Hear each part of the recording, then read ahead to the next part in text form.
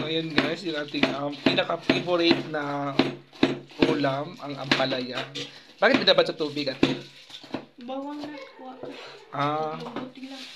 At syempre, yung pangsahog natin, 1 kilong baboy ang sahog. Di ba? Sahog po natin dito guys. Dapat 2 kilo dapat to, pero 1 kilo na lang daw.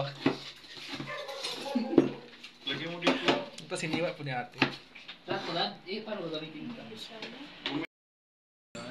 Ubusin po yan.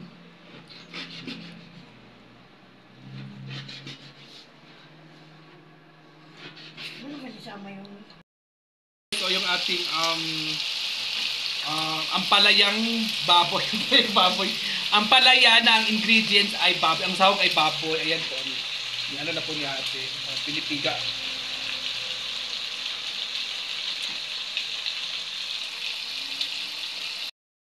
Piga ko siya, tsaka matanggal, para matanggal yung pait, di ba ate?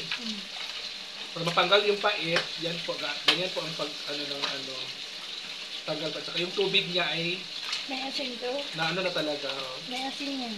May asin na yan? Ilagay din ng asin konti. Hindi ito madudurog. Ay, hindi yan madudurog? Kasi may asin to eh.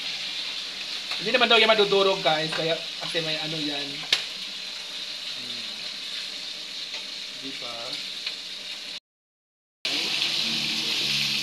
Haluin at haluin talaga yan.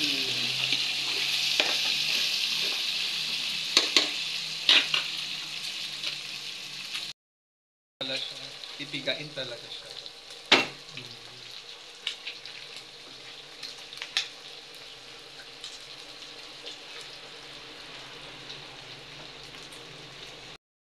Guys, so pagkatapos piniga, ay nilagay na po yung ating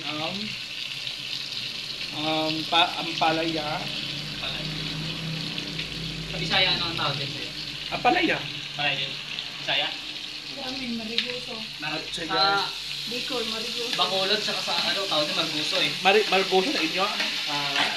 Iloilo, Bacolod. Sa amin, ampalaya talaga to, or palaya. Ampalaya talaga yun sa amin. Ayan na guys, so nilagay na po siya. Ayan. Sa Ilocano naman yung tawag din. Ha? Sa Ilocano. Sa Ilocano ate, ano tawag dyan? Ha? Marguso din. Marguso?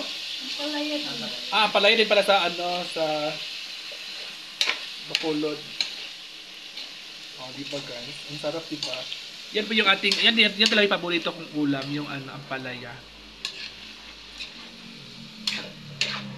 Kasi nagluto si ate ng ng ampalaya din. Walang anong tawag? Ha?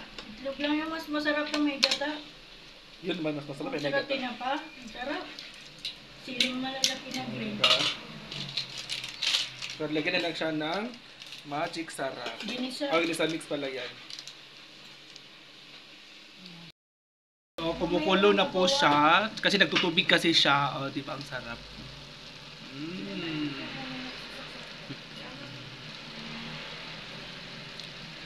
Ayan, ang sarap talaga guys. Yung kabila.